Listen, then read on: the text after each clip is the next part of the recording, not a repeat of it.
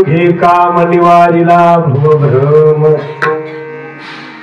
परद्रव्य परणारी झाली विषयाची परी तिने झाली अवघे काम निवारिला भवभ्रम तुका म्हणे फार नाही लागत व्यवहार तिने झाली अवघे काम निवारिला भवभ्रम विठ्ठला विठ्ठला विठ्ठला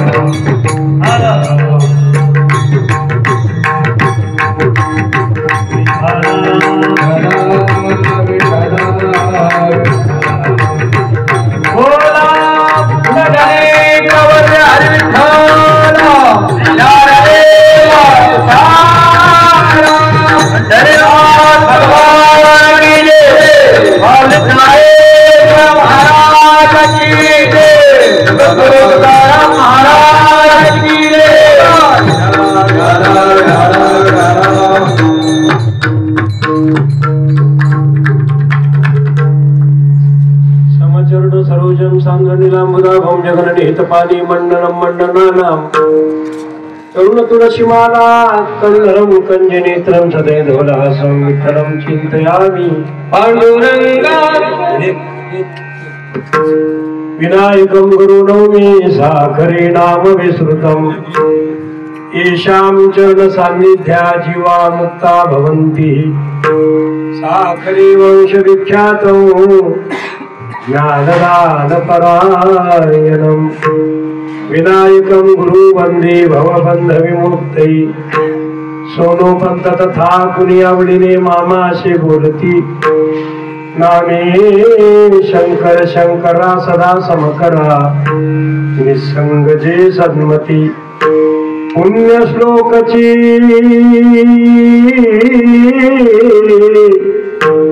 वारकरी संप्रदायाचा आध्वर्य खरा शोभतू ऐशा संतवरा सदा शुभ करा दांडे करा वंदितो ज्ञानेश ज्ञानमूर्तींच साक्षात प्रेम स्वरूपिणी नामदेवंच दयामूर्ती नाथं वंदे पुनः पुनः वैराग्यस्य परामूर्ती देहो क्षेत्र निवासिनां तुकाराम महाराष्ट्र भक्त राज चतुष्टकम पांडुरंगा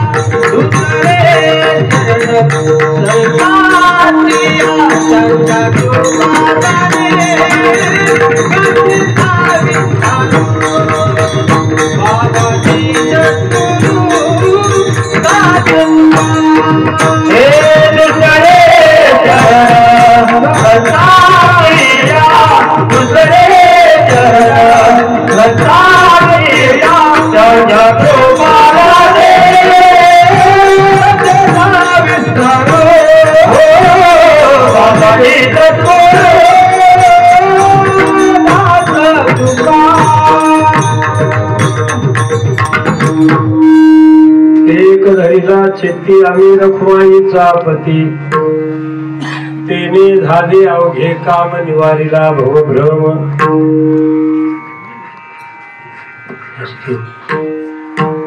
सेवेकरता निवडलेला अभंग ईशमान्य जगमान्य देवमान्य तपश्चर्यात्मक भूमिका प्राप्त करणारे मंगलमय जीवन जगण्याची क्रिया प्राप्त असणारे महान विष्णू विष्णुरयं यथाहासी तस्मात् वैष्णव उच्यते अज्ञानी जीवाला कर्तव्यनिष्ठा प्राप्त करणारे देहनिवासी वैकुंठवासी जगाचे उद्धारक तुमचे आमचे मायबाप वंश परंपरा दासमी अंकित तुका मोकलीत लाज कोणा या परंपरेमध्ये नितांत सेवा धर्म आचरण करणारे वैराग्याचे सागर साधू सम्राट जगद्गुरु तुकोबाराय यांचा चिंतनासाठी अभंग निवडला। अजून महाराजांनी आजच्या अभंगामध्ये कर्तुम अकर्तुम अन्यथा कर्तुम शक्ती प्राप्त असणारा अखिलेश पांडुरंग परमात्मा आम्ही चित्ताच्या ठिकाणी धारण केला असा स्वानुभव प्रगट केला आणि स्वतःच्या जीवनातला अनुभव प्रगट केला। विठ्ठल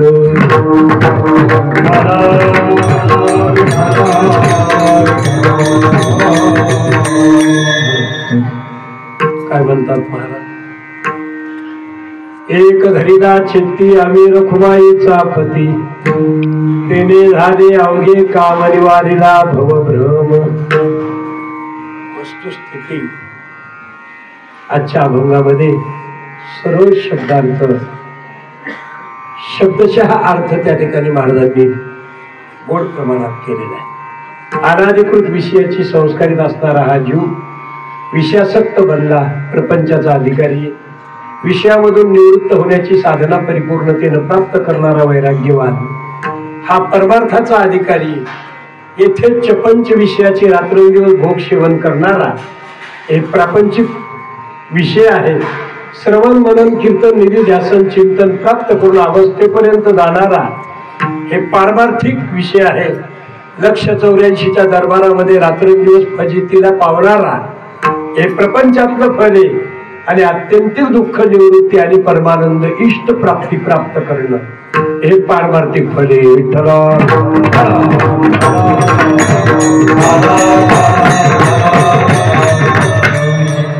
वस्तुस्थिती आजच्या अभंगामध्ये सरळ सरळ शब्दशः भावार्थ जर आपण करायचं ठरवलं तर एक धरीला चित्ती आम्ही रखुमाईचा पती। पहिल्या अभंगाच्या कडव्यामध्ये जगद्गुरु तुकोबारायांनी भक्तीची भूमिका स्पष्ट केली। अभंगाच्या दुसऱ्या कडव्यामध्ये ज्ञानाची भूमिका स्पष्ट केली। अभंगाच्या तिसऱ्या कडव्यामध्ये वैराग्याची भूमिका स्पष्ट केली आणि अभंगाच्या चौथ्या कडव्यामध्ये कर्माची भूमिका स्पष्ट केली। कळण्यासाठी अजून सोपं करतो। एक धरीला चित्ती आम्ही रखुमाईचा पती, आम्ही रखुमाईचा पती म्हणलं की भक्ती आली, तेने झाले अवघे काम निवारीला भवभ्रम, निवारीला भवभ्रम म्हणलं की ज्ञान आलं।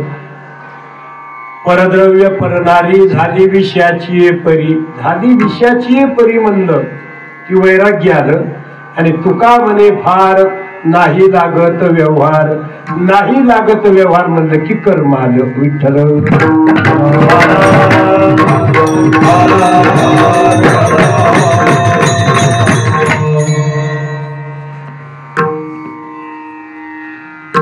जगद्गुरु तुकोबारायांचा अनुभव फार महत्वाचा आहे जीवनात, लक्षात घ्या।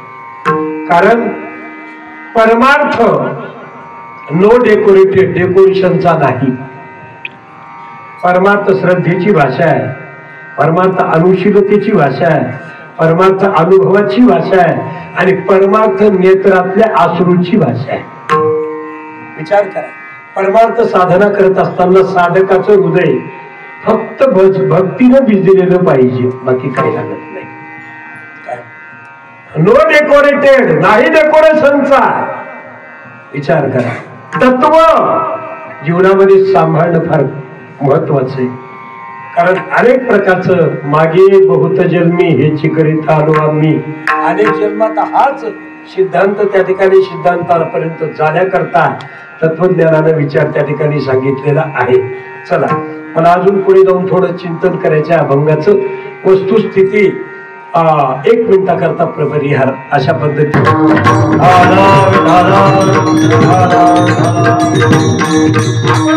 विचार केला तर मला सांगा की ज्ञानेश्वरीचा 3रा अध्याय जर आपण पाहिला, आजच्या अभंगाचा विचार आपण कर्मशास्त्राचा आधार, ज्ञानशास्त्राचा आधार आणि भक्तिशास्त्राचा आधार या माध्यमावरून जर आपण थोडं चिंतन केलं तर कर्म कशाला म्हणायचं, ज्ञान कशाला म्हणायचं आणि भक्ती कशाला म्हणायचं, आणि कीर्तनात या 3 गोष्टीचीच आवश्यकता आहे। लक्षात घ्या, काय गुरुवर्य महाराज म्हणायचे, बुवा भक्ती विरहित दुसऱ्या गोष्टी कीर्तनात नसाव्यात, चला असू द्या. मग कर्मशास्त्राच्या माध्यमामधून आपण जर या अभंगाचा विचार केला तर कर्मशास्त्राचा ज्ञानेश्वरीमध्ये 3ऱ्या अध्यायामध्ये सुंदर कर्मशास्त्राबद्दल विचार आलेला आहे. ज्ञानोबांनी गोड वर्णन केले, लक्षात घ्या. 6व्या अध्यायामध्ये योगशास्त्राबद्दल ज्ञानेश्वरीचा विचार झालेला आहे. 9व्या अध्यायामध्ये ज्ञानशास्त्राबद्दल विचार झालेला आहे आणि 12व्या अध्यायामध्ये भक्तिशास्त्रामध्ये विचार झालेला आहे. एवं सतत युक्ताये भक्तास्त्वं पर्युपासते एचापेक्षरम अव्यक्तम देशांके योग वित्तमः. भक्तिशास्त्राचा विचार त्या ठिकाणी सांगितलेला आहे आणि त्या भक्तीच्याच अनुषंगाने आपण थोडा विचार करणार आहेत अभंगाचा. नेमकं कर्मशास्त्र म्हणजे काय ऐका. मृत्यूलोकात जन्माला आलेल्या जीवाला कर्म हे करावंच लागतं. काय कर्म करावंच लागतं, लक्षात घे. प्रत्येक जन्माला आलेल्या जीवाला मृत्यूलोकात ज्यांनी जन्म घेतला त्याला कर्म हे करावंच लागतं. एक जण म्हणला, महाराज मी काहीच करीत नाही. ते म्हणजे काहीच करीत नाही हे सुद्धा काय कर्मचे. महाराज विचार करा, काय कर्मचे. ज्ञानोबांनी फार गोड ओवी वापरलेली कर्माच्या बाबतीत. तैसा कर्तृत्वाचा मधु आणि कर्मफळाचा स्वादू या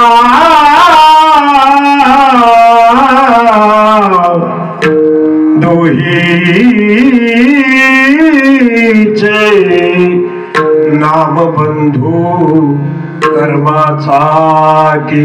गोड वर्णन केले. तैसा कर्तृत्वाचा मधू, नाही का. मग कर्म नेमकं काय. वस्तुस्थितीत कर्म काय करतं. कर्म फक्त 2च कामं करतं. जीवाच्या ठिकाणी बंधन निर्माण करतं आणि बंधन निर्माण केल्यानंतर फक्त अंतःकरणाच्या शुद्धीपर्यंत जातं. मग ती त्या ठिकाणी भगवान परमात्माची प्राप्ती नाही. जीवाच्या ठिकाणी बंधन निर्माण करणं आणि बंधन निर्माण केल्यावर अंतःकरणाच्या शुद्धीपर्यंत जाणं हेच कर्माचं काम आहे, लक्षात घ्या. वस्तुस्थिती आणि कर्माचा विषय असा आहे गमतीचा. देश काळ अवस्था लिंग भेद वातावरण स्थिती सगळ्या गोष्टीची गरज आहे कर्मशास्त्रामध्ये. महात्म्यांनी फार गोड वर्णन केलेले एका ठिकाणी. यज्ञ याग भोग स्वर्गाड येती करिता तपे काम क्रोध खवळ ज्ञानी अभिमान वाढती करिता निर्धातने अहंकाराची प्राप्ती हो. वस्तुस्थिती यज्ञ यागादी कर्म करून त्या ठिकाणी स्वर्गाला जाता येते, परंतु कर्मामध्ये बिनचुकता पाहिजे. उणेपणा चालत नाही. कर्म धर्म नवती चांगलं उणे अंगे पतन.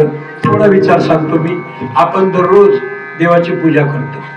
देवाची पूजा करतो ना आपण.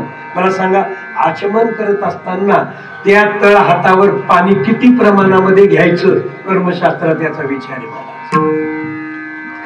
किती प्रमाणात घ्यायचं. तहान भागल एवढं नाही. किती प्रमाणात. उडदाची डाळंबी भिजल एवढ्यात इतकंच घ्यायचं. ऐका, तळ हातावरच का घ्यायचं. कारण या तळ हाताच्या बुडाशी म्हणजे मुळाशी काय ब्रह्मतीर्थ आहे. ब्रह्मतीर्थेन. आणि मग आता आचमन करत असताना ही करंगुली आणि अंगठा जोडून आचमन करायचं का वेगळं करायचं. वेगळं म्हणजे असं नाही, काय वेगळी ठेवायची. त्याचा कर्मशास्त्रात विचार आहे मला. मुक्तांगुष्ट कनिष्ठेन मोकळं ठेवा. आता आचमन करत असताना तळ हात तोंडाजवळ न्यायचा का तोंड तळ हाताजवळ न्यायचं. याचा कर्मशास्त्रात विचार आहे महाराज. काय याचा विचार आहे. मला सांगा, 4 बोटानं अर्घ्य देणं. इथं देवतीर्थ आहे. देवतीर्थेन. ऋषीला कशी अर्घ्य द्यायची. देवाला अर्घ्य कसे द्यायचे. पितराला अर्घ्य कसे द्यायचे. सगळा विचार कर्मशास्त्रामध्ये. आता एवढं सांगायला तर डोकं दुखायला. कोणाचं. माझं. लक्षात घ्या. करणं इतकं सोपं आहे का होय. नाही, करणं सोपं नाही. अजून सांगतो ऐका. महाभारतात असा एक विषय आलेला आहे. धर्मराजाला नरोवा कुंजरोवा कोण म्हणायला लावले. बोला की कोण म्हणायला लावलं? देवाला. पण परिणाम काय झाला? काय? अश्वत्थामा मेला, हत्ती मेला का माणूस मेला माहित नाही आम्हाला, पण अश्वत्थामा मेला. नरोवा कुंजरोवा. मग आता ते धर्मराजाला कोणी म्हणायला लावलं? भगवान परमात्मानेच म्हणायला लावलं. पण परिणाम काय झाला? अंगुष्ट त्या कर्मासाठी गेला,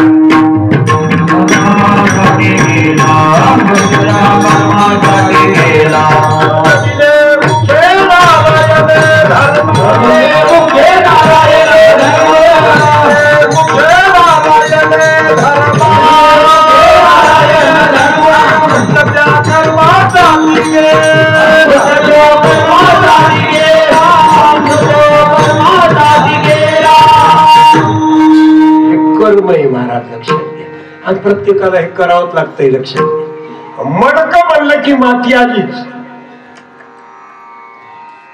अग्नी म्हणलं की उष्णता आलीच, पाणी म्हणलं की ओलेपणा आलाच, कपडा म्हणलं की धागा आलाच, तसं मनुष्य जन्म म्हणलं की कर्म आलाच. आणि या कर्मशास्त्राचा विचार ज्ञानेश्वरीमध्ये 3ऱ्या अध्यायामध्ये झालेला आहे. आपल्याला तिकडे जायचं नाही. मला भक्तिशास्त्राच्या अनुषंगाने अभंगाची एक पार्श्वभूमिका तुमच्या समोर ठेवायची. वेळेच्या आत वस्तुस्थिती की असं असणारं ते कर्म आहे. चला दुसरा ज्ञान मार्ग आहे.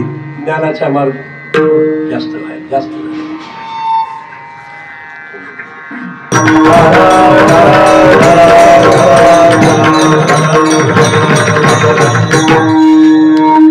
कर्माच्या अनुषंगाने थोडं आपण चिंतन केले. वस्तुस्थिती दुसरा ज्ञान मार्ग आहे. ज्ञान मार्गाच्या माध्यमातून मी बोलणारचे पुढे. परंतु जीवनामध्ये साध्य जर कळालं नाही तर साधनाविषयी चर्चा ही निरर्थक ठरल्या जाते. लक्षात घ्या, काही उपयोग होत नाही, त्याचा उपयोगच होत नाही. म्हणून आचार्यांनी फार गोड वर्णन केले एका ठिकाणी.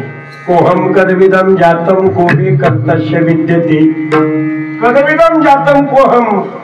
4 गोष्टी कळणं फार गरजेचे आहेत माणसाला. काय? एक, मी कोण आहे. एक, मी सध्या कुठं आहे. 2, मला कुठं जायचं. 3, आणि मला कसं जायचं. 4. अजून सांगू? मी सोपं करून सांगतो, ऐका. मी कोण आहे हे कळाल्यानंतर मी सध्या कुठं आहे हे कळतं. मी कुठं आहे हे कळाल्यानंतर मला कुठं जायचं हे कळतं. आणि मला कुठं जायचं हे कळाल्यानंतर मला कसं जायचं हे कळतं. म्हणजे साध्य परिचय जर साध्याचा असला तर साधनाविषयी नितांत आपल्याला त्या ठिकाणी सेवाभाव निर्माण करता येतो. परंतु साधनाविषयी नुसती चर्चाच होईल, साध्याचा जर परिचय नसला तर काही उपयोग होणार नाही. एक उदाहरण सांगतो, लक्षात घ्या. आपण दररोज बसमध्ये बसतो, एसटी मध्ये बसतो ना आपण दररोज. मग एसटी मध्ये बसल्यानंतर, त्या बसमध्ये बसल्यानंतर कंडक्टरला जर तुम्ही तिकिटाचे पैसे दिले आणि कोण्याच गावाचं जर नाव न सांगितलं, ऐका, कंडक्टरला कोण्याच गावाचं नाव न सांगता पैसे देऊन जर तिकीट मागितलं तर तुम्हाला कंडक्टर तिकीट देईल का? देईल का? नाही देणार. का देणार नाही? गावाचं नाव माहित, गावाचं नाव माहित नाही.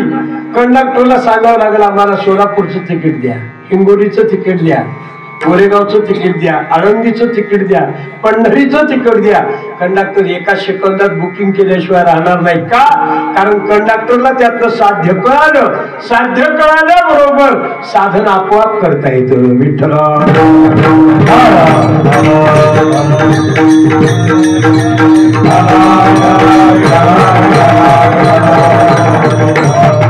साध्य जर कळालं तर मग साध्याचा परिचय असल्यावर साधन आपोआप करता येतं. मग याच भक्तीच्या अनुषंगानं जगद्गुरु तुकोबाराय या अभंगाची भूमिका आपण त्या ठिकाणी मांडण्याचा प्रयत्न करू. मला सांगा, मग भक्ती ही अतिशय श्रेष्ठ आहे महाराज. मग त्या भक्ती ही भक्ती कशाला म्हणायचं नेमकं? भक्ती भक्ती म्हणजे काय? आता एवढा प्रोपगंडा खूप मोठा चालला नाही का? 2-2, 3-3 कार्यक्रम भरपूर चालली, लक्षात घ्या. भक्तीचं स्वरूप आहे की नाही. मग भक्ती म्हणजेच काय, त्या भक्तीचा अर्थ काय, ज्ञानोबारायला विचारलं मला. ज्ञानोबारायने सांगितले, सहज स्वरूप स्थिती तया नाव भक्ती. ज्ञानोबारायने सहज जी स्वरूपानं प्राप्त झालेली आहे तिला भक्ती म्हणलेली आहे. आणि ज्ञानेश्वरीत एक ओवी फार गोड दिलेली आहे. मौली लक्षात, हे रवी तिजी ना चौथी पहिली ना सरती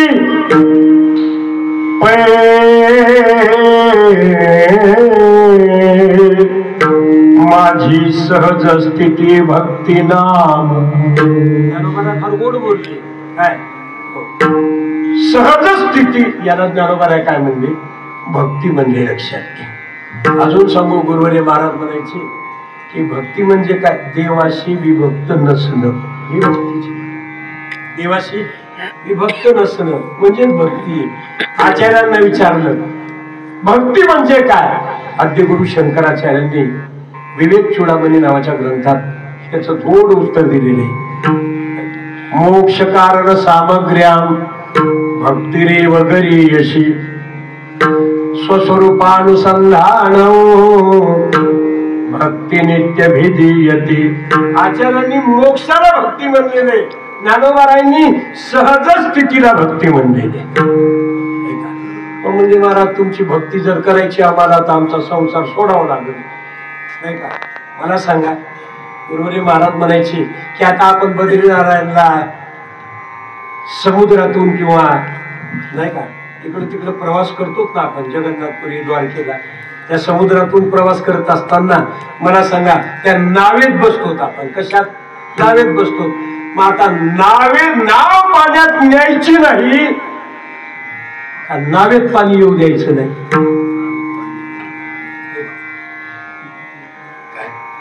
नावच पाण्यात न्यायची नाही, नावेत पाणी येऊ द्यायचं नाही. नावेत पाणी येऊ द्यायचं नाही. मग तसा संसार करायचा नाही असं नाही, काय संसाराची आसक्ती ठेवायची नाही. विठ्ठल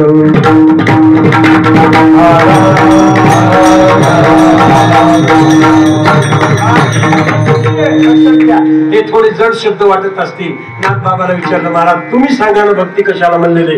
नाथ महाराजांनी सांगितलं, अहर्निशी माझी कथा, अहर्निशी माझी वार्ता, अहर्निशी माते ध्याता भक्ती नामची तत्वता.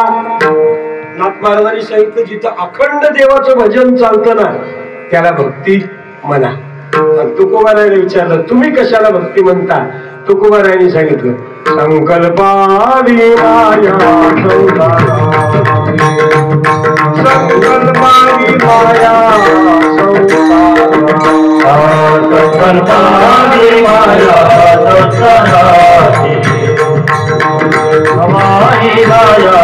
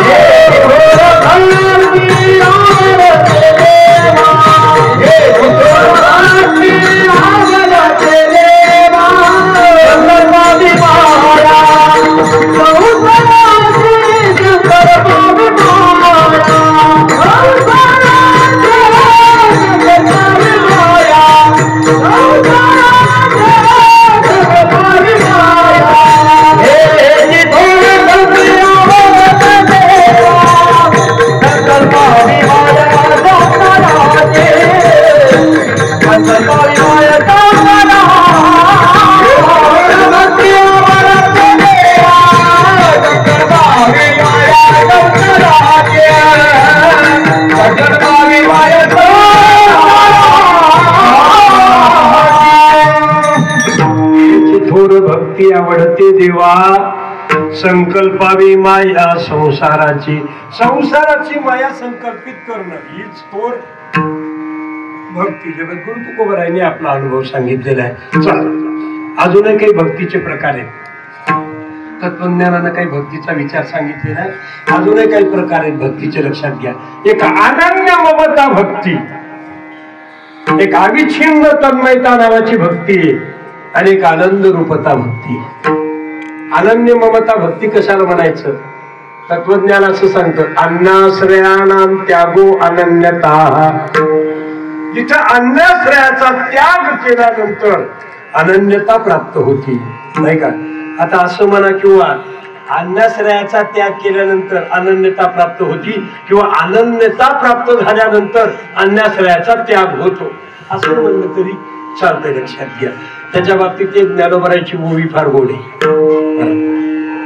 ते शरीर भाव नासती, इंद्रिय विषय विसरती, ते स्वयं भाव प्रगती प्रगट होय. ज्ञानोबा असे गुण बोलले की ते शरीर भाव नासती, नाही का?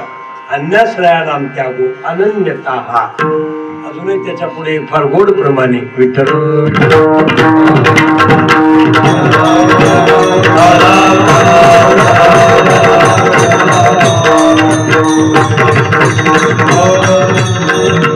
विषयी विसार विषयी विसार पडिला विशेष विषयी विसार पडिला विषयी विसार पडिला अंगी ब्रह्मणा रसावना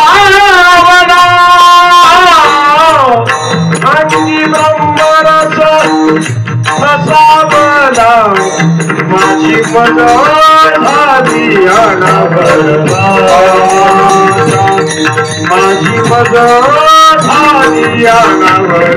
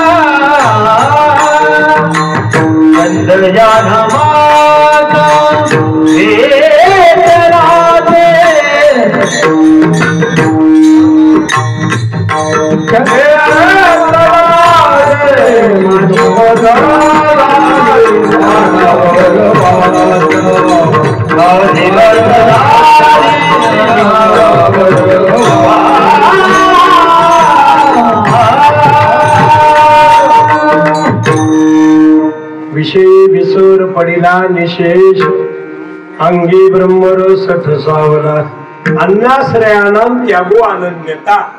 अनन्यता ही भक्ती. लक्षात घ्या, रामायणामध्ये कसा गोड प्रसंग आलेला आहे. मला कथा सांगायची नाही, वस्तुस्थिती आहे. रामायणामध्ये काय झालं की राम रावणाचं युद्ध सुरू झालं आणि युद्ध सुरू झाल्यानंतर प्रचंड असं युद्ध सुरू झालं. अनन्य ममता भक्ती म्हणजे काय हे सांगायचंय मला. एवढ्यात युद्ध सुरू झाल्यानंतर त्या ठिकाणी अनेक रावणाकडचं सैन्य त्या ठिकाणी मारल्या गेलं. आणि मग एक जण म्हणला, अरे बाबा उद्या राम लंकेत चालून येणार, आमचं संपूर्ण सैन्य त्या ठिकाणी समाप्त झालेले, आता एकही योद्धा आमच्याकडे शिल्लक राहिला नाही. दुसरा म्हणला, असं का म्हणतो रे बाबा, योद्धा शिल्लक राहिला नाही असं का म्हणतो? ते म्हणजे आहे ना आपल्याकडे योद्धा आहे. म्हणजे कोण आहे? म्हणजे कुंभकर्ण. म्हणजे कुंभकर्ण आहे ना शिल्लक. हो ठीक आहे, मग कुठे आहे कुंभकर्ण? म्हणजे झोपला. कुठे? झोपला. उठवा त्याला. रामायणात कथा आहे की त्याच्या वाजंत्री कानात लावली, पुष्कळ कथा आहे विस्तारपूर्वक. आणि मग त्या कुंभकर्णाला जागं केलं. कुंभकर्णाला विचारलं, उठा. म्हणजे कशा करता उठवलं मला? म्हणजे युद्ध करायचे कुणाबरोबर? मर्यादा पुरुषोत्तम अयोध्या नरेश रामाबरोबर. रामाबरोबर युद्ध का?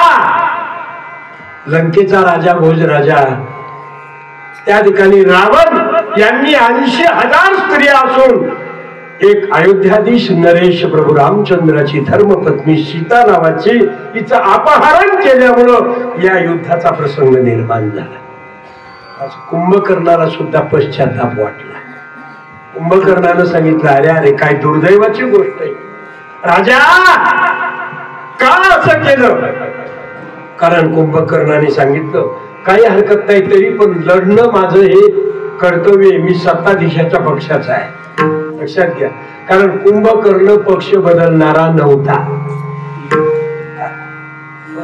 कुंभकर्णाने सांगितलं की मी त्याच पक्षाचा आहे. कोणाच्या? त्या रावणाच्या. त्याच्याच करून लढाई करीन. मग पाहिल्याबरोबर विचार केला आणि कुंभकर्ण आला. आणि आल्यानंतर युद्ध सुरू झालं.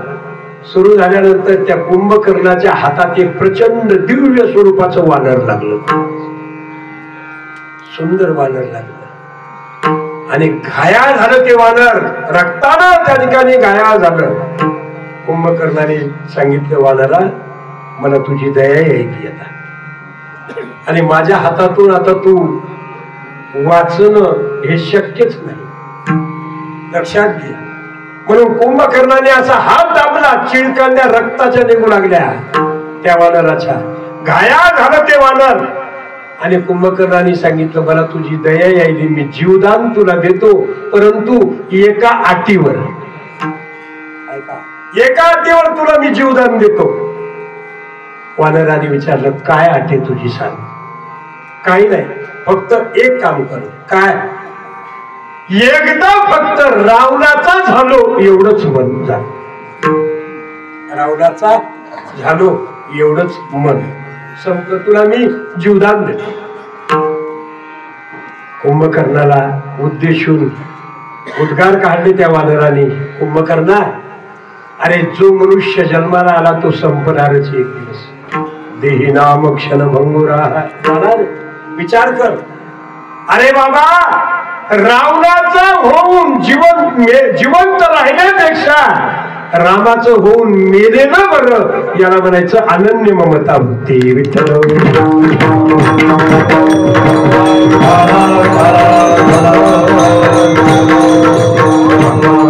अन्नाश्रयाणाम त्यागो अनन्यता.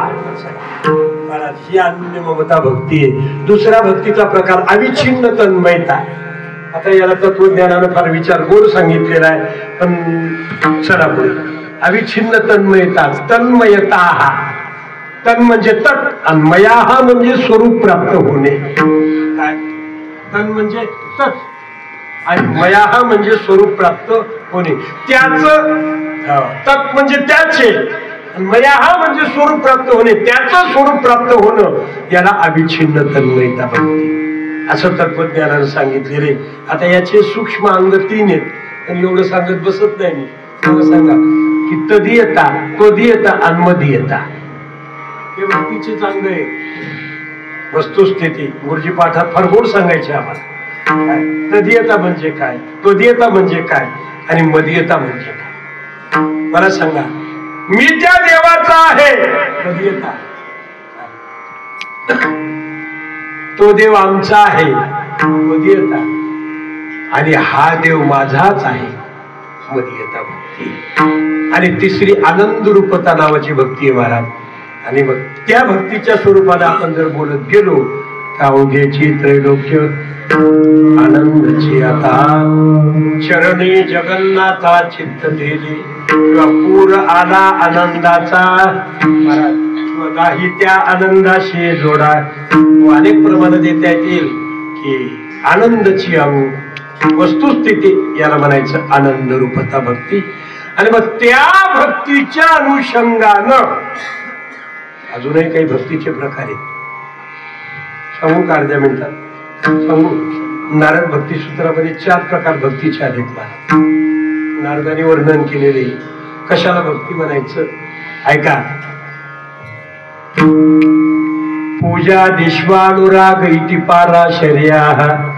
पूजेच्या माध्यमामधून भक्ती पाराशरांनी सांगितली. कथादिश्वती गर्गहा, कथेच्या माध्यमामधून भक्ती गर्गाचार्यांनी सांगितली. आता इथं कथा आहे ना,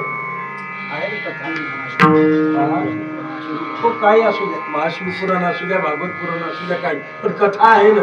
केन प्रकारे नाही ती कथा. मला सांगा, त्याच पद्धतीनं त्या ठिकाणी भक्ती गर्गाचार्यांनी सांगितली कथेच्या माध्यमातून. कथादिश्वती गर्गहा. हो, शांडिल्यांनी भक्तीचे 5 प्रकार सांगितले. सदाचार, अभिगमन, उपादान, योग, ईजा हे भक्तीचे प्रकार आहेत. पुन्हा 6 प्रकार भक्तीचे सांगितले.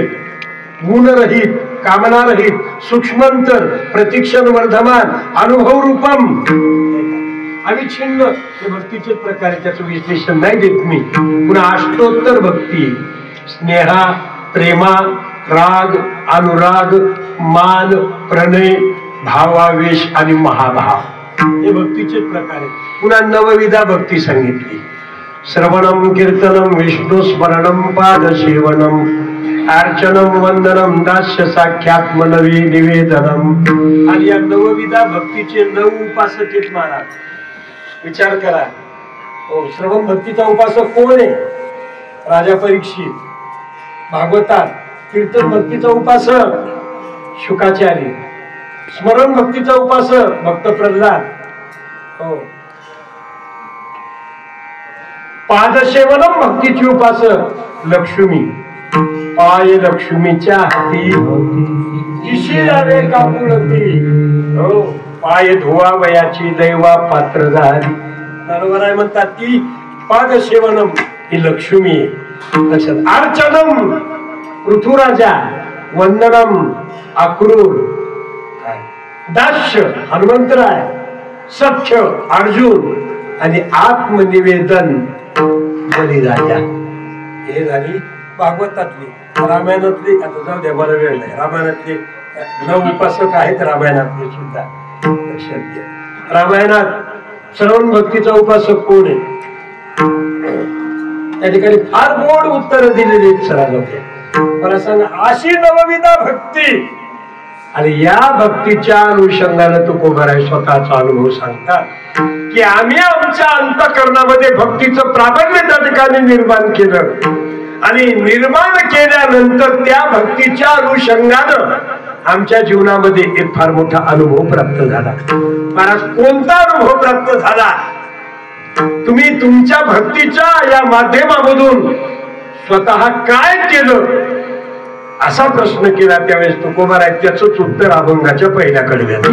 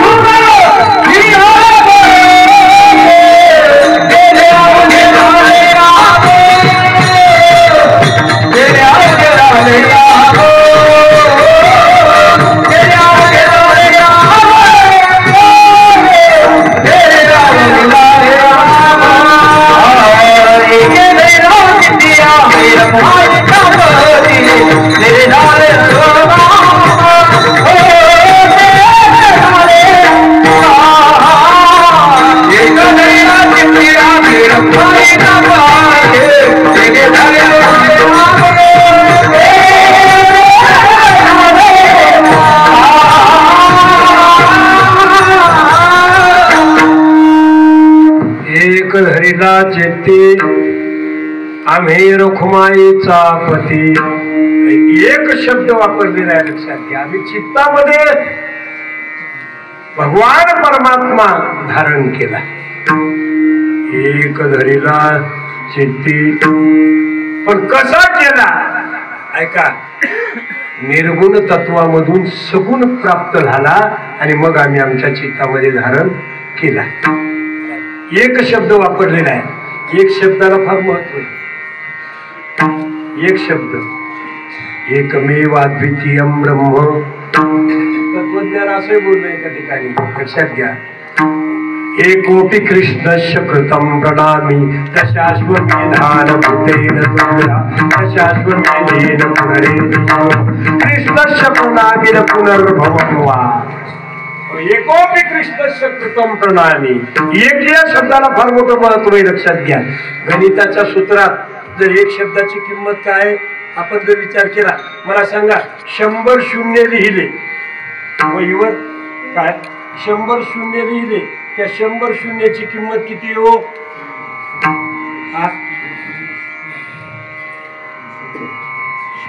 शून्यच.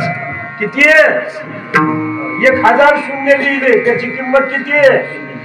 शून्य. शून्याला महत्व नाही का? शून्याला महत्व आहे महाराज. शून्याच्या पाठीमाग एकचा आधार लागतो.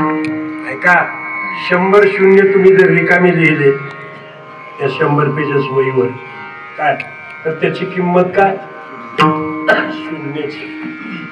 आणि आता त्या एका शून्याच्या पाठीमाग एकचा आकडा टाका. आता किती झाले? 10.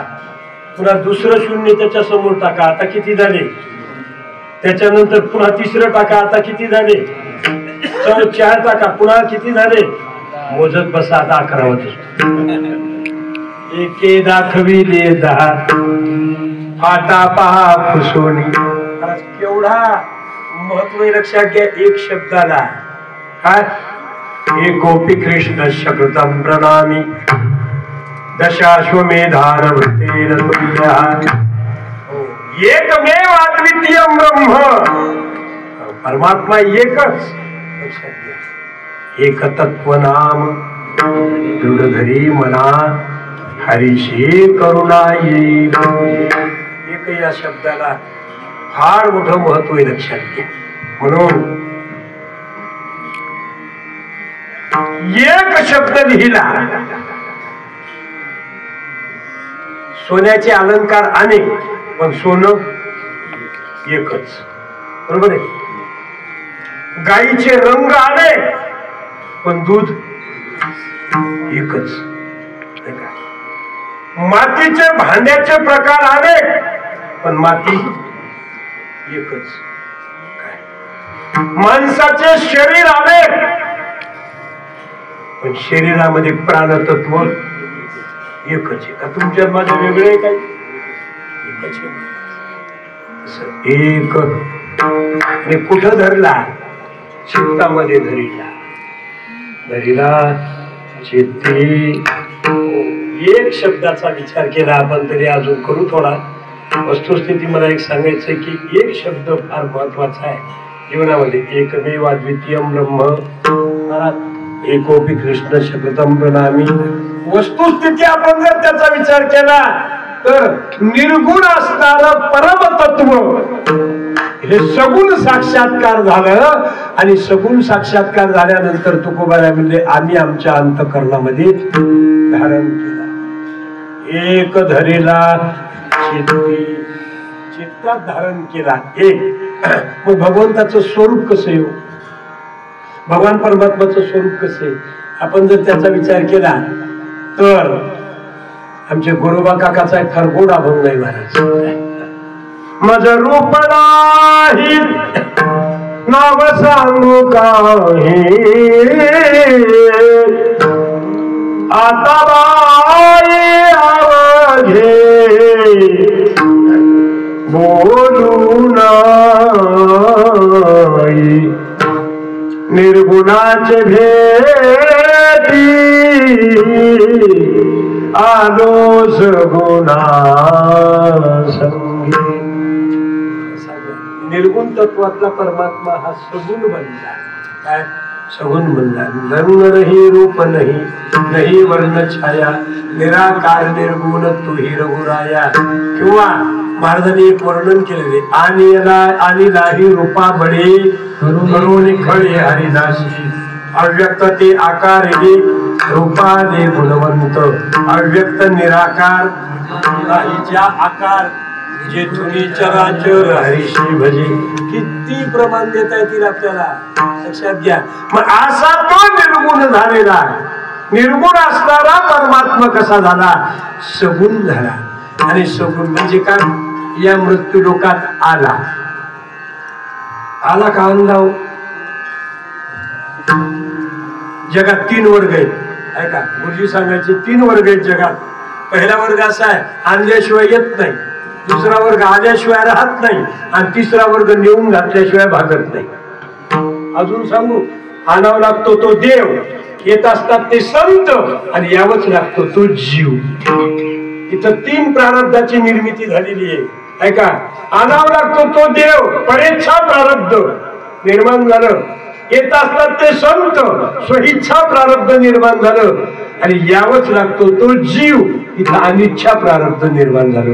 हे समजण्याकरता उदाहरण सांगतो. मला सांगा कोर्टात जर एखाद्या केसचा निकाल जर आपल्याला लावायचा ठरवलं काय आणि एखाद्या कोर्टात जर जायची वेळ आली तर येऊ तुम्ही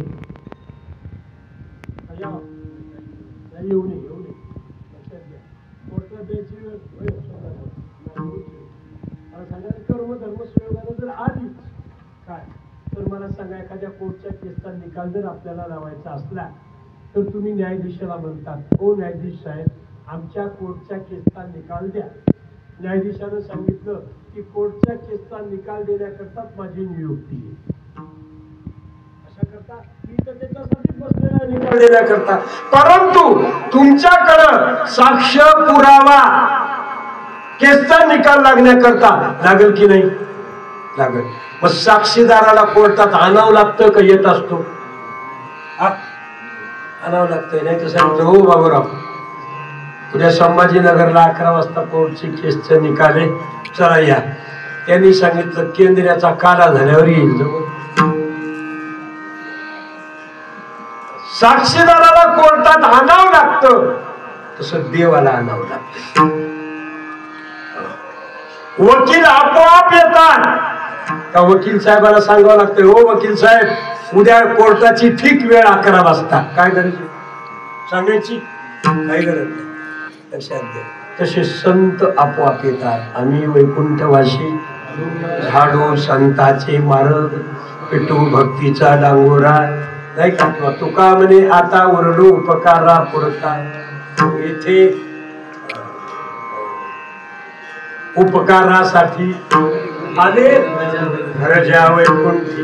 पुष्कळ प्रमाणे चला वेळ घ्यायचा नाही आपल्याला, वस्तुस्थिती म्हणायचं की मग वकील आपोआप येतात तसे संत आपोआप येतात.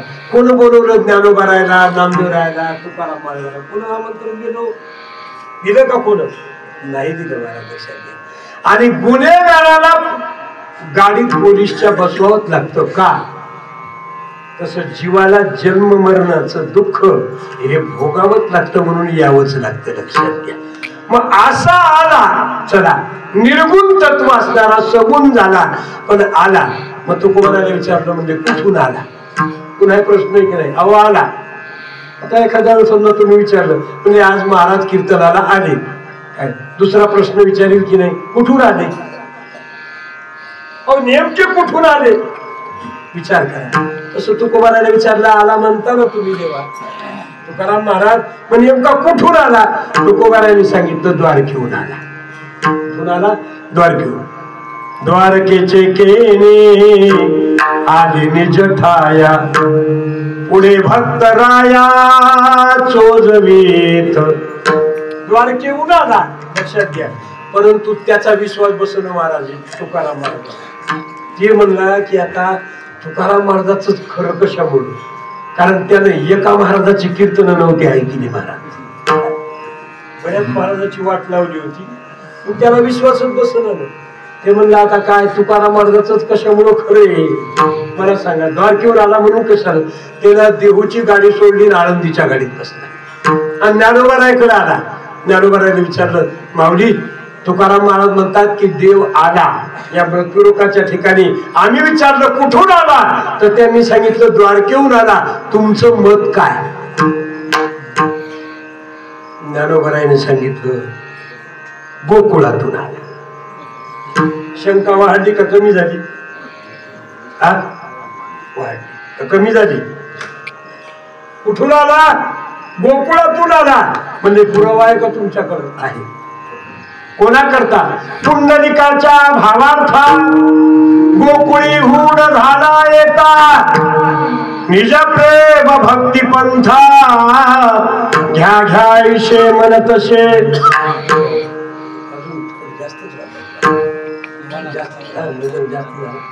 बरोबर. एवोनिया प्रीती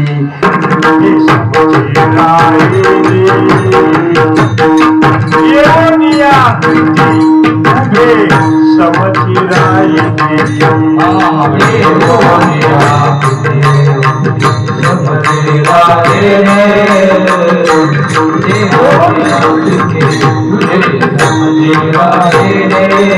पांडुरंग बाळ मूर्ती, आई गोपाळ सांगाते,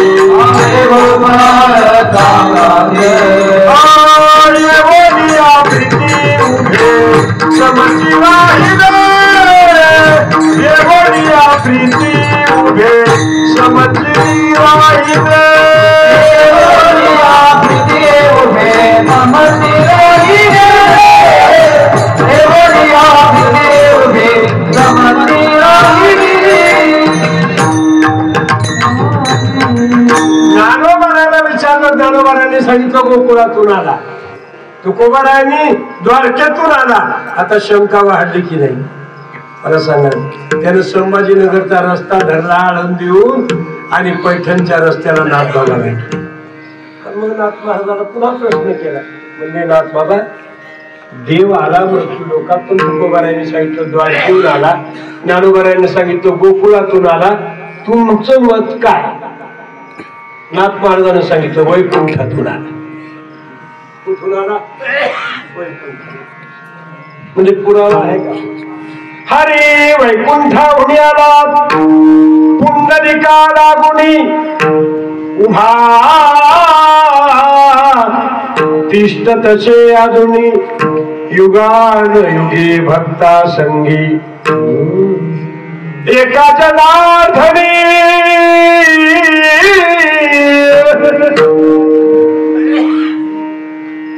संत शोभा शोभा एका जनार्दनी संत शोभा शोभा संत शोभा शोभा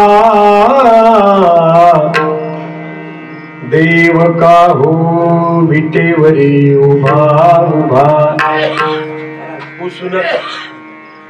पुसू नका बाई कळलेची नाही वेदाशी काही शेष शिनला झाल्या सहस्र जिमा जिमा शेष शिनला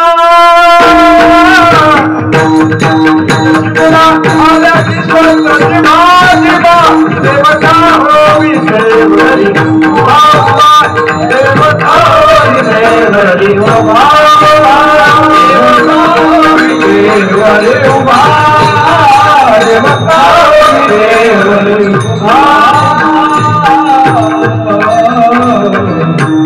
याचे प्रमाणे महाराज चला पुसू नका बाई वेदाशी काही नाही कळाला मला असा पांडुरंग परमात्मा उभा आहे कधी युगेला 28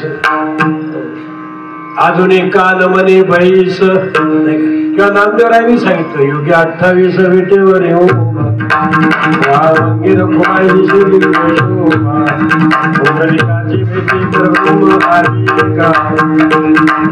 चरणी वाटे भीमा उद्धरी जगा जय देव जय पांडुरंगा वस्तुस्थिती नामदेवरायांनी सांगितलं कारण असा भगवान परमात्मा आला ठीक आहे पण कसा आला त्याचे प्रमाणे नेनो ब्रह्म मार्ग चुकले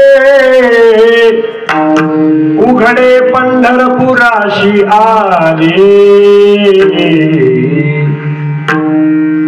भक्त पुंडलिके देखिले उभे केले विटेवरी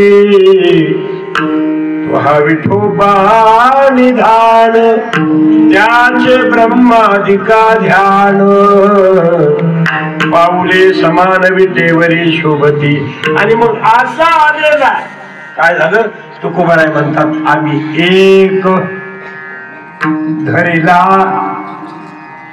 धरीला शब्द वापरला मला सांगा धरीला शब्द वापरल्यानंतर थोडी शंका येते माणसाला कशी शंका येते कारण धरीला म्हणजे आपल्याजवळ अगोदर नव्हता बरोबर आहे धरीला या शब्दाचा अर्थ काय हो म्हणले बाबा ते शासनाचंच रान होतं पण आम्ही धरलं काय आम्ही गायरान धरलं म्हणजे याच्याजवळ पहिलं होतं का नव्हतं मग तसं नव्हता का विचार करा तर त्याचा मतितार्थ अशा पद्धतीने लावता येत नाही आपल्याला कारण नव्हता असं नाही पण अज्ञानाच्या आवरणामुळं त्या ठिकाणी आपल्याला त्याचा परिचय झाला नाही काय झाला नाही परिचय झाला नाही महाराज नसता तर मग सगळे प्रमाण खोटी ठरली असती गीता खोटी ठरली असती नाही का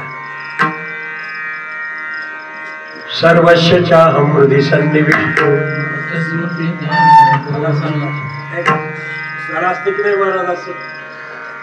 सर्वांच्या हृदयदेशी मी अमुका आहे ऐशी बुद्धीस पुरे अहर्निशी ते वस्तुगामी बरोबर आहे बोलली की नाही मला सांगा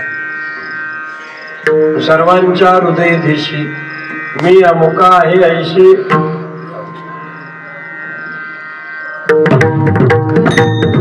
आणि पाठाचे वर्णन केले सर्वाघटी राम देहादिही एक सूर्यप्रकाशक सहस्त्र रश्मी ज्ञानबाराय म्हणले लक्षात घ्या सर्वांच्या हृदयदेशी नाही असं नाही पण धरीला म्हणजे धारण केला अजून एक प्रमाणे पाहिलं करायचं जुनाट जुगादीचे नाणे बहुता दिवसाची ठेवणी लोपणे होते पारितपणे इथला ह्या शब्द महत्वाचा आहे कोणता लोपले मला सांगा आता हे पूर्वी ज्ञान नव्हतं का हो होतच, पण आता कसं झालं ते ज्ञान या कलियुगात लोपलं आणि लोपल्यामुळं पांडुरंगाचाच अवतार ज्ञानोबारायांनी धरला. लोपले ज्ञान जगी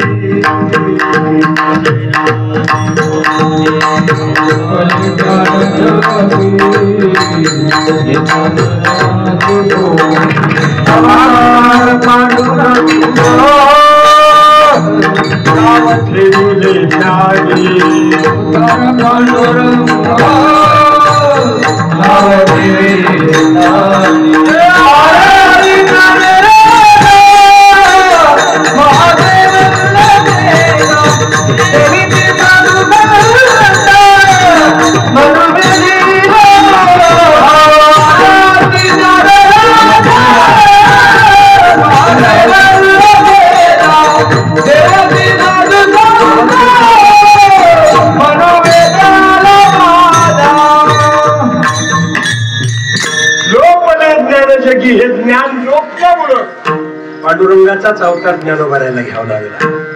अवतार पांडुरंग नाव ठेविले ज्ञानी आरती ज्ञानराजा महाकैवल्य तेजात सेविते साधू संत मन. वस्तुस्थिती आपण जर त्याच ठिकाणी विचार केला तर लोपले होते पाळी म्हणे. इथला लोपला शब्द अज्ञानाच्या माध्यमामधून आम्हाला तो काय झालं ते ज्ञान लोपलं झालं आणि त्याच्यामुळं आम्हाला त्याचा परिचय झाला नाही. कोणाचा? त्या एक या शब्दाचा आम्हाला परिचय झाला नाही. वस्तुस्थिती लक्षात घ्या. एकमेवाद्वितीयम ब्रह्म विठ्ठल जळी स्थळी वारला रिता ठाव नाही उरला अजम्या दृष्टीने पाहिला विठ्ठलची विठ्ठल. वस्तुस्थिती अनेक प्रमाणे देता येतील आपल्याला चिंतन, परंतु एक असा असणारा धरीला म्हणजे धारण केला. कशानं धारण केला? त्या भक्तीच्या सामर्थ्यानं धारण केलं. भक्तीचं साम्राज्य आम्ही मिळवलं आणि त्या सामर्थ्यानं आम्ही धारण केला. पण कुठं धारण केला? चित्तात धारण केला महाराज. चित्तामध्ये धारण केला. चित्त म्हणजे काय? आता हे वेदांत फार कठीण आहे आणि हे कोणी कीर्तन ऐकलं कोणाला नकोच. पण खरं सांगू का, जे तत्व संप्रदायाचे सांगितलेत, आचारसंहिता सांगितलेली, त्या आचारसंहितेनं जाणं जीवाचा परमार्थ खरा आहे. मी सांगतो, मनोरंजनासाठी आणि विनोदासाठी प्रसाधनासाठी अनेक प्रकारे अनेक प्रकारे मला सांगा, कलेच्याच माध्यमामधून आपल्याला जर सेवा करायची असती तर काय मला तर वाटतं की आपल्या या संप्रदायापेक्षा तमाशाच्या फळात जास्त कलाकार आहेत.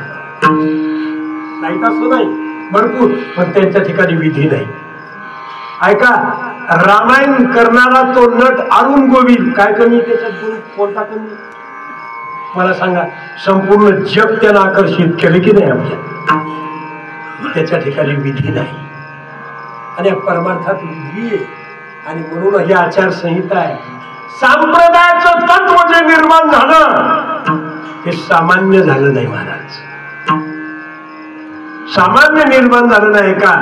संप्रदायाला दोन बळी गेलेले या संप्रदायाला. मला अभंग बनायला गोड वाटतो चालीवर. मोगरा फुलला मोगरा फुलला.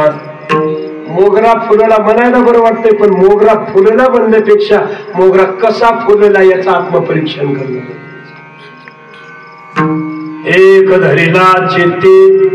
चित्त म्हणजे काय? ऐका, चित्ताची संकल्पना तत्वज्ञानाने विचार केलेला आहे. अंतःकरणाची पूर्वपार वृत्ती म्हणजे त्याला चित्त म्हणा. अंतःकरणाची संकल्प विकल्प करणारी वृत्ती त्याला मन म्हणा. अंतःकरणाची निश्चय करणारी वृत्ती त्याला बुद्धी म्हणा. आणि अंतःकरणाची अहम धारण करणारी वृत्ती त्याला अहंकार म्हणा. मन, बुद्धी, चित्त आणि अहंकार याला अंतःकरण चतुष्टय असा शब्द वापरलेला आहे. मला सांगा, आणि हे जर सांगितलं नाही आज तर समोरच्या पिढीला असं वाटेल की महाराज कीर्तनच असं असतं. कुठं कठीण काम. गुरुजी सांगायचे फार कठीण आहे परमार्थाची आचारसंहिता पाळणं. चला असं चित्ताची संकल्पना. मग चित्त, चित्त हे शब्द कशाच्या माध्यमातून बनले हो? चित्त या शब्दाचा आपण जर संधी विग्रह केला तर काय होईल? चिद अधिक त बरोबर चित्त. मग इथला चिद शब्द काय सांगतो आणि त शब्द काय सांगतो? ऐका, तर या शब्दानं आरोप केला म्हणून चित्त संकल्पना तयार झाली. चित्ताचे 5 प्रकारे: मूढ, एकाग्र, निरुद्ध, अनेक प्रकारचे चित्ताचे प्रकार आहेत. लक्षात घ्या, मला सांगायचे नाही. आणि चित्त म्हणजेच मन, मनाचा आणि चित्ताचा एकार्थीवाचक शब्द आहे. आणि हे मन इतकं विचित्र आहे महाराज, एवढं चंचल आहे. भगवान परमात्माला अर्जुनाला त्या जागेवर आणण्याकरता 10व्या अध्यायापर्यंत नुसतं ज्ञान सांगावं. देव कळाला का? कळाला का देव? नाही कळाला. विश्वरूप दर्शन झालं, मग देवाचं अरे बापरे तू आहेस का म्हणजे मग कळालं महाराज. तोपर्यंत कळालं नाही. असा परमात्मा एक धरीला. चला, मग चित्तामध्ये धरण्याकरता आम्हाला अगोदर त्याला पाहावं लागल का चित्तात धरावं लागल? पाहावं लागल नाही का? देव पाहावया गेलो. हो, अजून एक गोड प्रमाणे देखीला डोळा बैसला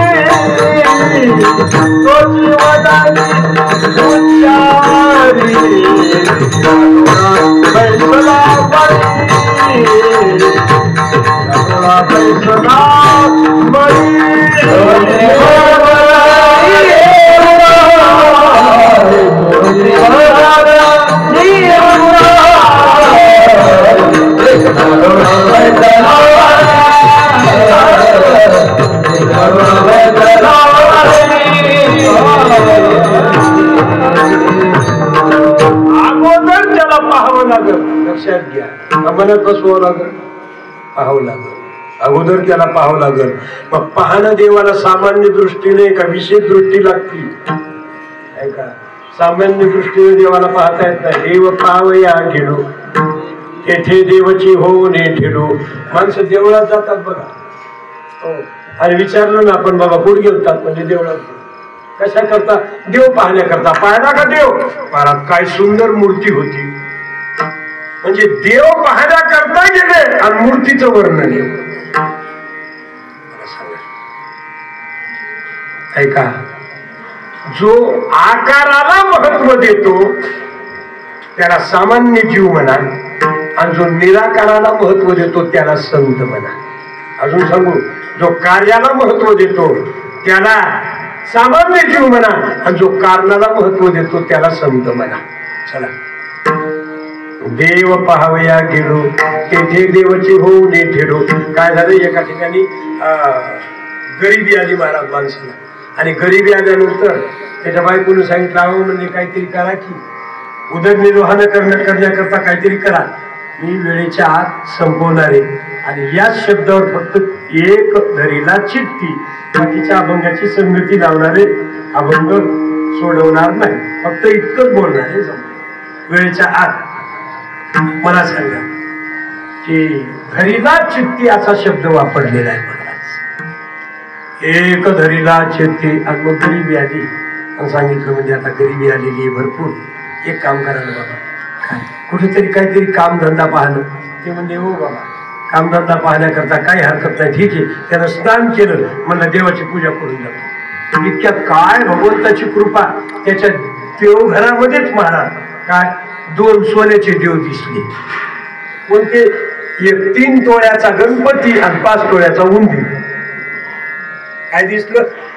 3 तोळ्याचा गणपती आणि 5 तोळ्याचा उंदीर. त्याला लगेच कपड्यात बांधले आणि हिंगोली नागनाथ सराफ. दुकानदाराला विचारलं, ओ दुकानदार, या गणपतीची किंमत काय? तर त्यानं मोजमाप केलं ते 3 तोळ्याचा भरला.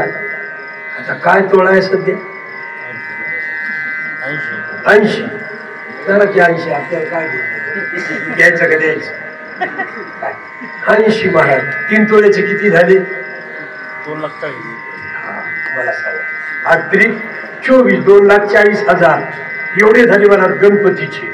आणि उंदीर 5 तोळ्याचा होता. उंदराचे किती झाले? 8 पंचे 40 4 लाख झाले. त्याचं डोकं फिरलं. ते म्हणलं आता काय कमाल झाली. ओ दुकानदार तुम्हाला पिसं लागलं का काय? ते म्हणजे झालं काय? काय नाही म्हणजे अहो गणपतीचे तुम्ही सांगाले 2,40,000 आणि उंदराचे सांगाले तुम्ही 4 लाख. असं कसं? दुकानदार म्हणला ए बाबा मला तुझ्या गणपतीशी घेण देत नाही उंदराशी घेण देत नाही.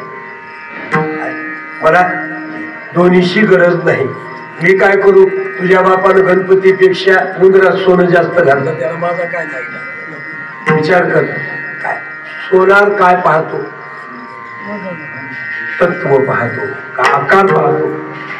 आकार पाहतो का? नाही. तसा सामान्य जीव आकाराला महत्व देतो आणि संत हे निराकाराला महत्व देतात. एक धरीला चित्ती कसा धरीला?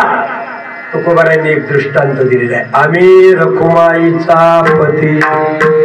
आणि रखुमाईचा पती. आता हे रखुमाईचा पती कोण आहे? माहिती का रखुमाईचा पती कोण आहे? विदा ज्ञानेन ठाण शून्यान क्रांती ग्रहण तिथे विठ्ठला. हो तो पांडुरंग परमात्मा विठ्ठल नाही का? मला सांगा. आणि मग त्या सुदेव नावाच्या ब्राह्मणानं नाथ महाराजांचं तुम्ही रुक्मिणी स्वयंवर ग्रंथ वाचा. त्या सुदेव नावाच्या ब्राह्मणानं असं सुंदर वर्णन केलं त्या रुक्मिणी समोर. आणि मग श्रीकृष्णानं काय केलं की श्रीकृष्णच आम्हाला पती मिळावा. त्या रुक्मिणी स्वयंवरात अजून गोड वर्णन आहे. लक्षात घ्या.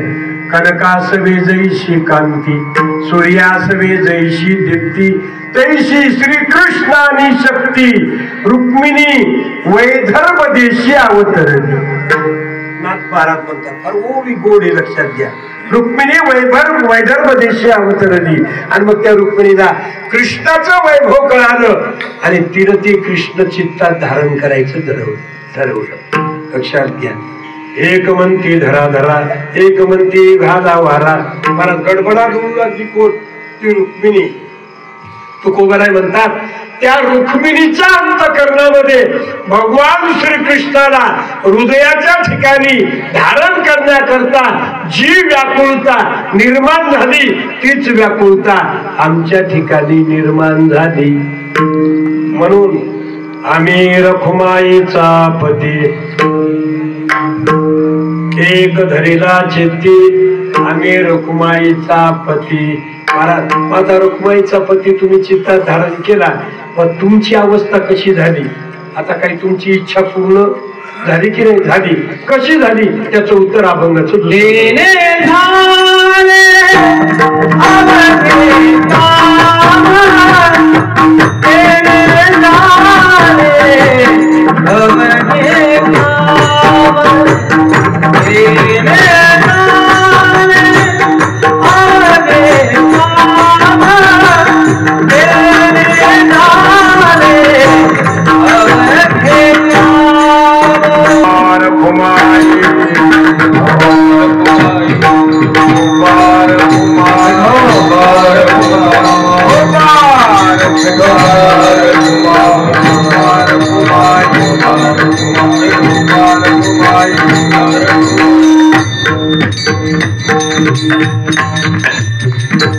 तेने झाले अवघे काम निवारीला भव भ्रम. अवघे काम तेने झाले. तेने झाले अवघे काम निवारीला भव भ्रम. मला सांगा अवघे काम म्हणजे काय? संपूर्ण इच्छा पूर्ण झाल्या. काय झालं? संपूर्ण माणसाच्या इच्छा पूर्ण झाल्या. आता संसारामध्ये थोडा विचार करा.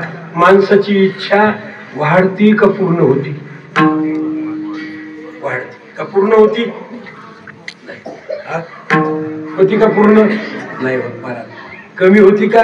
नाही. काय होतंय? वाढती. आता समजा कल्पना करा की आता घरी जाता जाता 500 रुपये सापडले महाराज. 500 रुपये सापडले. कसे सापडले? 100-100च्या 4 नोटा आणि 50-50च्या 2 सापडले.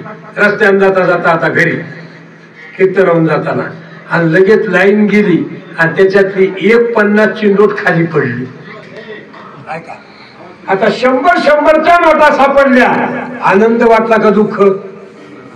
आनंद वाटला नाही का? आणि मग लाईन गेली. जाऊ नये, कारण चालली चाल्यापासून जाऊच नाही.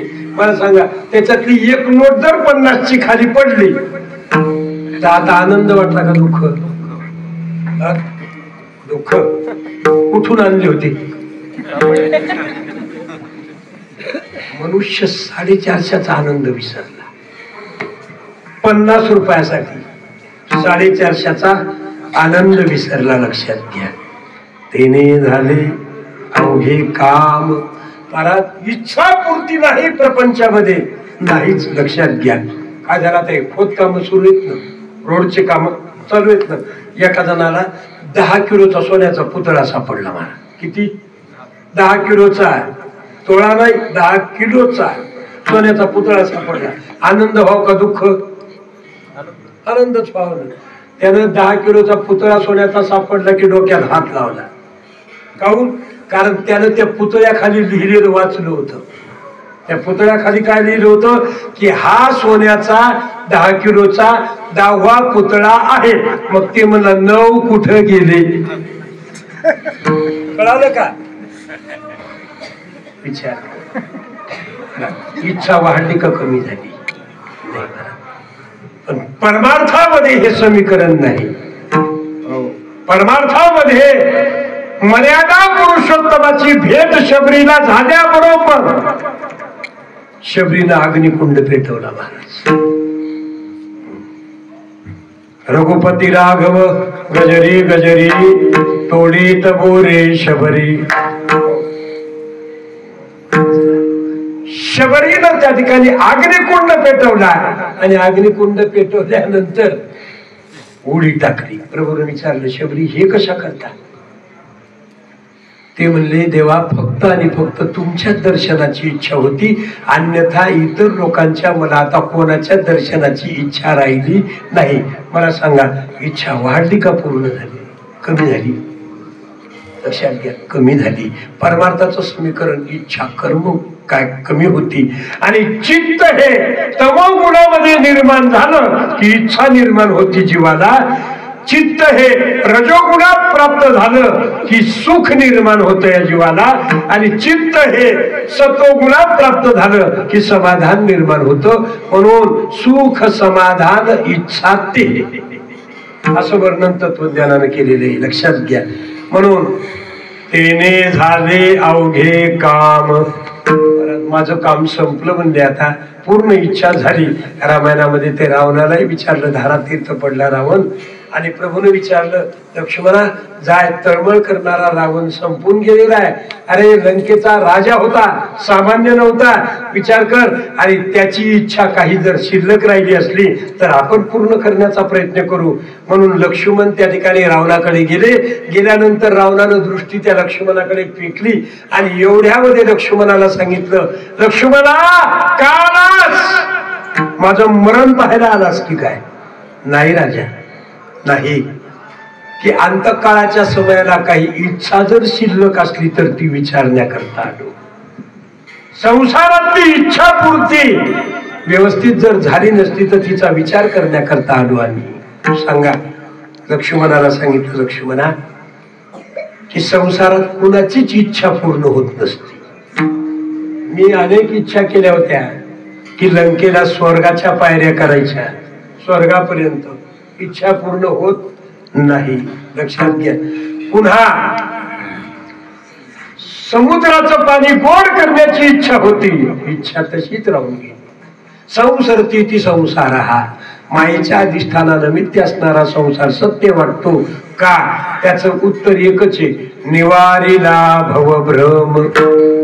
भ्रम या शब्दाचा अर्थ मायावी वस्तू मिथ्या असणारी सत्य वाटणं झालं.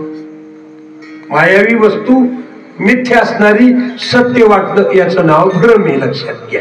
आणि मग असे 5 प्रकारचे भ्रम सांगितले, भ्रांती सांगितली 5 प्रकारची. विश्लेषण नाही करणार वेळेअभावी. विकार भ्रांती, कर्तृत्व भ्रांती, संसर्गजन्य भ्रांती, काय जगन्मिथ्य भ्रांती, अनेक प्रकारच्या भ्रांती या ठिकाणी सांगितलेल्या आहेत तत्वज्ञानानं. म्हणून कर्तृत्व भ्रांती, मीच काय जे करतो ते मी कर्तृत्व करतो, लक्षात घ्या. म्हणून निवारीला भवभ्रम. आणि ते भवभ्रम, भ्रम कशाला निवृत्ती होती? ज्ञानानं होती, लक्षात घ्या. आणि ज्ञान मिळणं इतकं सोपं आहे का? कीर्तन करायला मिळेल. मला तर वाटतं फार गोड उत्तर दिलंय, पण नाही सांगितलं माईकवर. आता माईकवर बोलण्याला बंधन आहेत काय काही, म्हणून बोलू नये माणसाने. वस्तुस्थिती मला ज्ञानाशिवाय मोक्ष नाही. ज्ञानविहीन मुक्ती न लभते जन्मशतेन. आणि ते हजारो जरी जन्म आमचे केले तरी आम्हाला ज्ञानाची प्राप्ती नाही. आणि ज्ञानाशिवाय मुक्त होता येत नाही. चला पुढे. वृत्ती ज्ञान आणि स्वरूप ज्ञान, 2 ज्ञानाचा विचार सांगितलेला आहे. आता हे जर सांगायचं म्हणजे हे झोप घ्यायचाच विचार आहे, लक्षात घ्या. इथून पुढचं कीर्तन 10:30च्या पुढे करणं म्हणजे काय? 3 दिवसाच्या झडीत मोठ लावणे, लक्षात घ्या. म्हणून ज्ञान काय, स्वरूप ज्ञान काय, वृत्ती ज्ञान काय? ज्या ज्ञानामध्ये नेहमी निरंतर बदल होतो त्याला वृत्ती ज्ञान म्हणा. आणि ज्या ज्ञानामध्ये कदाचित काहीच बदल होत नाही त्याला स्वरूप ज्ञान म्हणा. नामदेवरायाचा दृष्टांत घ्या, वाळवंटातला, लक्षात घ्या. नामदेवरायाला देवाचे लाडके भक्त होते. देवाला जीव घालण्याचा अधिकार, देवाचे लाडके म्हणून म्हणण्याचा अधिकार, देवाजवळ राहण्याचा अधिकार, लक्षात घ्या. परंतु देव कळाला नाही. मग काय करावं लागलं? नामदेवराच्या गाथ्यात फार गोड प्रमाण आलेली, लक्षात. नामा म्हणे भगवंताशी, भगवंत तरी प्रत्यक्ष त्याशी. हरे विनवी नाम याशी, सद्गुरु विन सुख न भविजे. तेने विसा खेचर केला गुरु. विसोबा खेचराकडे जावं लागलं. हे तत्वज्ञान. आणि मग श्री गुरुच्याच भूमिकेमधून जर गुरुच आपल्याला देवाच्या स्वरूपात ज्ञान देऊ लागले. मला ज्ञानेश्वरीची एक ओवी फार आवडती महाराज. तया तत्वज्ञा चोखटा, दिवी पोतासाठी सुभटा. मग मीच होऊन दिवटा, पुढा पुढा चाले. ज्ञानोबा म्हणतात, मीच जर देवाच्या स्वरूपात, श्री गुरुच्या स्वरूपात ज्ञान देऊ लागलो, देवच, तर मग मोक्षाची काय अडचण हो? आहे का काही अडचण? नाही. मीच होऊन दिवटा, पुढा पुढा चाले. कारण देवानं धरलेला हातात दिवा विजत नाही का? मला सांगा, देवानं जर पाण्यात दगड टाकला तर तो पुरतो. मग देवानं हातात धरलेला दिवा विजणार नाही का? ज्ञानोबा म्हणजे अरे इथं विजण्याचा प्रश्नच कुठे येतो? मग मीच होऊन दिवटा, पुढा पुढा चाले. आपणची देव होय गुरु, माझ्या विठोबाचा कैसा प्रेम भाव. म्हणून त्या ठिकाणी निवारीला भव भ्रम. आमच्या ठिकाणचा कुठलाही भ्रम आम्हाला शिल्लक राहिला नाही. मग त्या भ्रम निवारण झाल्यानंतर आम्हाला ह्या वस्तुस्थिती संसारातले विषय कसे वाटू लागले, महाराजांनी त्याचे उत्तर 3ऱ्या चरणात दिलेले.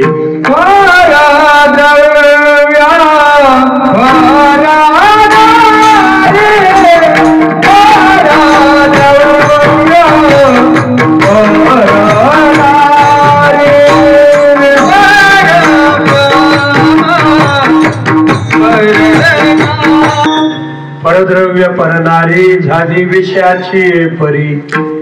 तेने झाले अवघे काम, निवारीला भवभ्रम. हे बाकीचे विषय आम्हाला, द्रव्य दारा, हे कसे झालेले की विषयापर्यंत. त्या ठिकाणी विषदवंती बद्धंती ती विषय हा, ते विषय आमच्या ठिकाणी वैराग्य निर्माण झालं. लक्षात घ्या, हे वैराग्य निर्माण झाल्यामुळे आम्हाला हे तुच्छ वाटू लागले. काय? परद्रव्य परनारी झाले विषयाची परी. मग तेने झाले अवघे काम, निवारीला भव भ्रम. महाराज, आमची तुमची अवस्था कशी झाली? महाराज सांगितलं, तुका म्हणे फार नाही लागत व्यवहार. आता कुठल्या प्रकारचा आम्हाला प्रतिबंध निर्माण होत नाही, कुठल्या प्रकारचा आम्हाला व्यवहार शिल्लक आमच्या ठिकाणी राहिला नाही. कर्म करण्याचं शिल्लक राहिलं नाही, प्राप्तव्य काही शिल्लक राहिलं नाही. तुका म्हणे फार नाही लागत व्यवहार. हो, तेने झाले अवघे काम निवारीला भवभ्रम ज्ञानेश्वर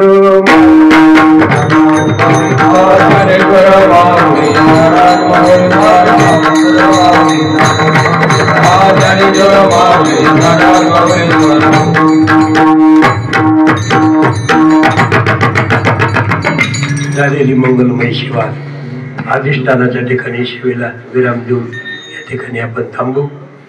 विषांतर झालं त्याबद्दल क्षमा असू द्या, क्षमा असू द्या. वेळेचं भान माझ्याकडून राहिलं नसेल तर अजून 2 मिनिट शिल्लक आहेत माझे. कार्यक्रमाच्या पत्रिकेनुसार 8:30 ते 10:30 2 मिनिट शिल्लक आहेत. त्या 2 मिनिटात संयोजन काय आहे, समोरची रूपरेषा ती सांगते.